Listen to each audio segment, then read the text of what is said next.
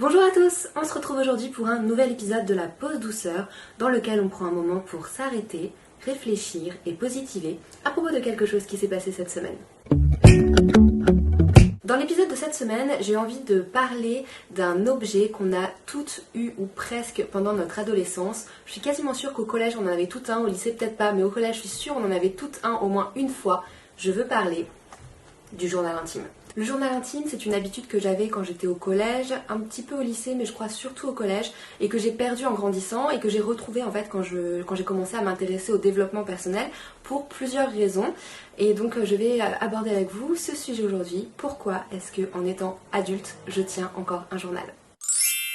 Alors le principe, il est le même en étant adulte qu'en étant adolescente. Le style change un peu bien évidemment, les fautes d'orthographe aussi, mais à ceci près qu'en fait on relate chaque jour ou chaque semaine ou chaque mois en fonction du rythme qu'on souhaite adopter, un peu tout ce qui nous passe par la tête. Et le fait d'avoir un journal, ça permet justement de faire un peu le vide dans son esprit, d'éliminer ce qu'on appelle son flot de pensée, c'est-à-dire toutes les réflexions un peu parasites qui nous empêchent d'avancer, sur lesquelles on reste bloqué, ou toutes les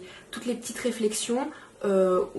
ne sait pas forcément formuler à l'oral, on arrive peut-être plus facilement à le faire à l'écrit, en tout cas c'est mon cas. Et du coup le fait de formuler à l'écrit des choses que j'arrive pas forcément à formuler à l'oral, ça permet en fait de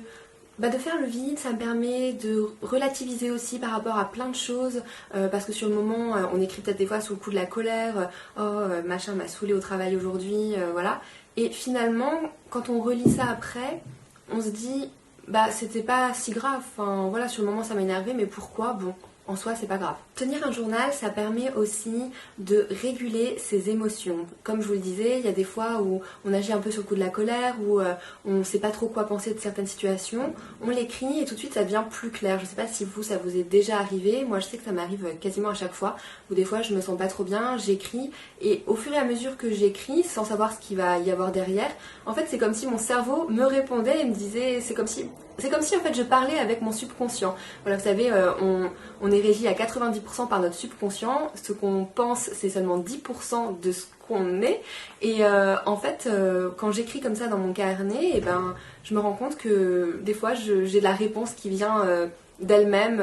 au fond de moi. Tenir un journal, ça permet aussi d'apprendre à mieux se connaître, de faire vraiment une introspection sur soi-même, puisque on écrit sur soi et puis après, moi je sais que je prends plaisir à relire des fois un peu les pages que j'ai pu écrire par le passé et je me dis ah oui c'est vrai j'avais dit ça, c'est vrai j'avais fait ça, finalement j'ai pas fait ça, finalement j'ai fait ça, voilà c'est quelque chose que j'aime faire et qui m'apporte beaucoup au quotidien. Alors tenir un journal, ça doit pas être une corvée. Moi je sais que j'essaie d'écrire un peu tous les jours, même si c'est une ou deux lignes. J'essaie d'écrire plutôt le matin pour justement vider mon esprit de la veille, de la nuit, de ce qui a pu me contrarier en me levant, voilà, et de me dire aujourd'hui je commence sur des bases saines, je vais passer une bonne journée et j'ai vidé tout ce que j'avais de négatif dans ce carnet et même de positif, enfin j'ai vidé tout ce que j'avais à vider, il est là-dedans et aujourd'hui la journée est neutre, les circonstances sont neutres et je vais passer une bonne journée. Ça m'arrive aussi d'écrire le soir ou à chaud quand je me sens pas bien, quand il y a eu un événement qui m'a un peu perturbée, voilà ça me fait du bien de le mettre à l'écrit. Moi je suis quelqu'un qui écrit beaucoup,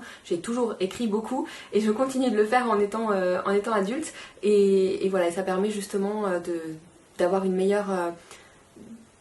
recul sur la situation, sur les événements et puis de mieux comprendre ce qui s'est passé aussi parce que des fois il y a des événements qui nous dépassent, qui se passent en un fragment de seconde, on se rend pas compte de ce qui s'est passé et pourtant on se sent pas forcément bien, c'est notre corps qui réagit à notre place. Le fait de mettre à l'écrit un peu ce qu'on ressent, ce qui s'est passé, en tout cas notre interprétation de ce qui s'est passé, ça permet de mettre des mots dessus et de mieux les comprendre. Voilà, j'espère que cet épisode de la pause douceur vous a plu. Si c'est le cas, n'hésitez pas à liker cette vidéo et à me dire en commentaire si vous aussi vous tenez un journal en étant adulte ou pas.